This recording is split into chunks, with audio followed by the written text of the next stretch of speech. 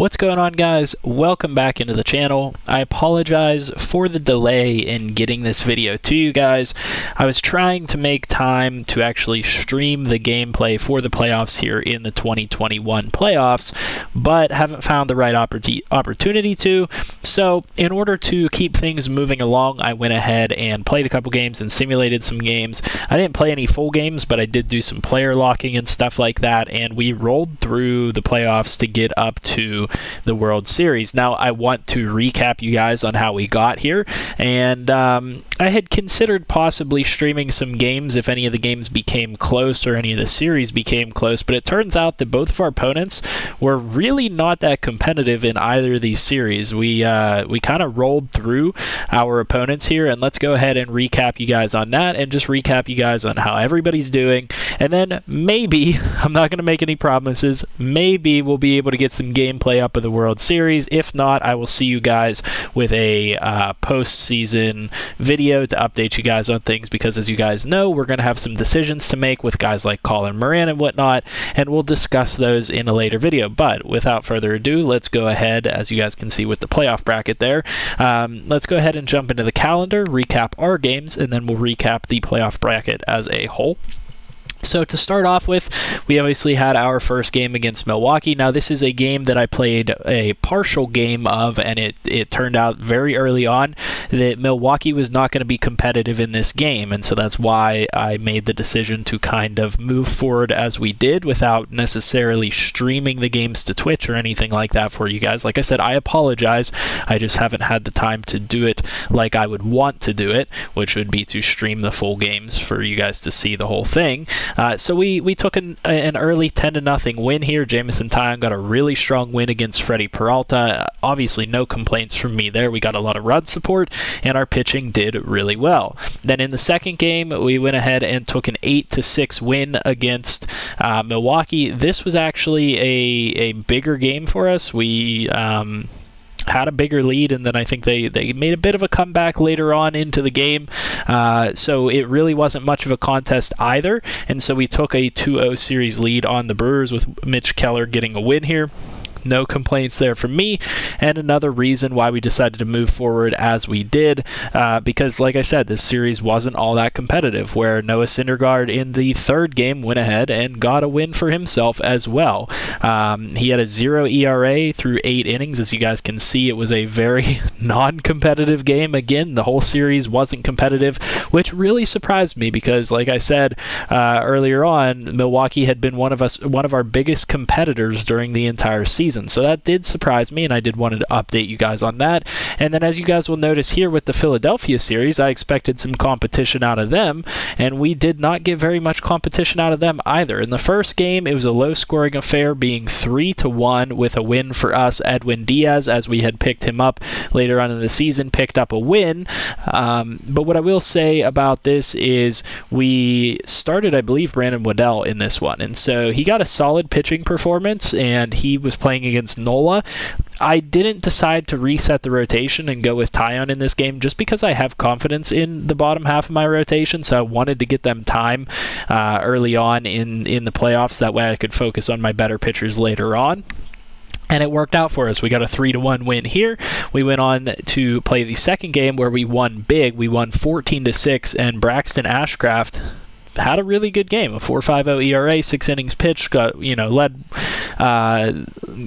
himself to a 1-0 record here in the playoffs, which is really good to see that basically everybody is performing well for us at this point. And as you guys recognized, we came into the playoffs on a 4-game win streak. We came in hot, and we are one of the best teams in the major leagues right now. We went into game 3 pitching Jamison Tyon again. He had come back around in the rotation, and he picked up another solid outing, pitching 8 innings, I believe, with a .56 ERA. That one wasn't much of a contest, and same thing with the fourth game of the series. Mitch Keller pretty much shut them out, picked up a second win here in the playoffs.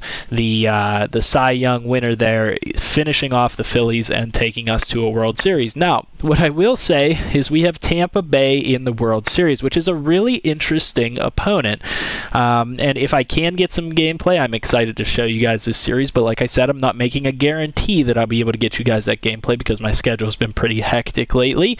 But wanted to update you guys on the fact that we are playing Tampa Bay in the World Series. Now, I want to mention how we are playing Tampa Bay in the World Series. So let's first recap the NL side of the bracket, and then we'll go over to the AL side and talk about that a little bit. So obviously, Milwaukee beat Washington in the wild card to come up and play us in the NLDS. You guys had seen that in the previous video. We swept Milwaukee 3-0 to go on to play in the NLCS. But as for the other side of that bracket, Philadelphia swept the Dodgers, which was a surprise to me. And when I saw that they swept the Dodgers, I was like, man, we must be in for a heck of a competition here in the NLCS, because last year the Dodgers gave us a hell of a run. They gave us a really good competition, and turns out Philadelphia might have just got real lucky against the Dodgers with the simulation. Not sure exactly how that worked out because they were not much competition for us at all.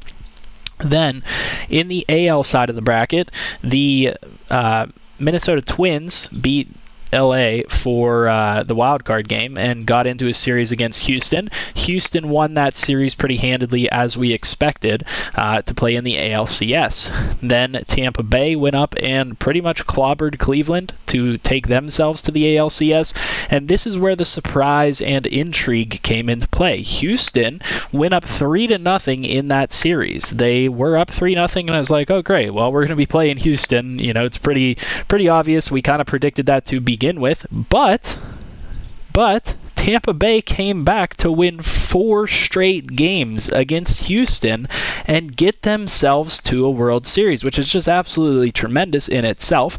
Very interesting to see, and I appreciate having a different opponent other than Houston in the World Series for once. Don't get me wrong, I like Houston a little bit, but nice to see Tampa Bay will themselves back from a 3-0 deficit in that series and get themselves into the World Series. So that's who our opponent's going to be. That's how everything has played out. As I had mentioned in my previous video, I wanted you guys to let me know who you guys thought would be winning these games. So if you made a prediction, were you guys right? Were you wrong? Let me know down in the comments section. Did you predict Tampa Bay to make it all the way to the World Series? I doubt you did, and if you did, I'll give you guys credit down in the comment section, so let me know that. Let's go ahead and check out the lineup and just see how people are playing. Obviously, you guys saw the pitching rotation. Everybody's pitching pretty well through the playoffs here. The only one with a significant ERA would be Ashcraft, and at a 4.5, that's really not that bad. Everybody else is at or around 1 or even below 1 for their ERA, which is really nice to see. Won't recap the bullpen too much because they haven't gotten that much action, but in terms of our lineup, Kevin Newman batting .355 here in the postseason. Colin Moran batting .412 with a home run. Brian Reynolds batting .565 with 2 home runs, which is just, I mean, absolutely dominant performance from him. Josh Bell batting .296 with 3 home runs, so really nice to see that we're getting a lot of home runs out of the 3 and 4 hole. Ke'Bryan Hayes batting .222 with 4 RBIs, which is the stat that I like to see out of him, and he's continuing to play really well defensively, as well as O'Neal Cruz, who's batting .467 with 3 home runs, so he is being dominant at the moment, or playing dominantly. JJ Bleday batting .240 with a home run. Travis Swaggerty batting .280, so no surprise there, and Sean Murphy batting a little bit poorly at .185, but he has 2 home runs, so we're getting good power numbers out of him, and I'm not going to complain too much because that defensive arm of his is something that we can't afford to pass up on. In terms of our bench, we have not had a whole lot of at-bats, a whole lot of opportunities with these guys, and when they have been getting opportunities, it's pretty much all been going to Howie Kendrick, which is no surprise because he is by far and away the best bench bat that we have, and he has batted .267 with a home run, 5 RBIs in 15 at-bats, which is really good for the amount of work that he is seeing. So it is nice that we added him during the regular season. He started to bounce back at the end of the season, and he is now a productive playoff player for us, helping us to try and win a World Series. So that's what I like to see. Let me know in the comments section what you guys are thinking about this. Are you guys surprised that we have some players batting as well as they are? Guys like Brian Reynolds that are just absolutely dominating. Let me know what you guys think in the comment section. Leave a like on this video if you do enjoy this series. I want to continue it. I don't want to fall off. I don't want to kind of abandon it like I've done with past franchises. I want to really keep up with it for you guys because it seems like there is a little bit of a community on my channel that does enjoy these videos. So I do apologize. I truly do apologize that I haven't been able to get gameplay to you guys for this, but at the very least I want to keep things moving forward so that you continue to get this content. And if you enjoy it, let me know by leaving a like on the video, commenting down below, and letting me know that, because that helps to motivate me to continue to do the series. And in addition to that, subscribe to the channel if you're new and you want to see more content like this. I'll see you guys in the next video. I hope you guys have a great night. See ya.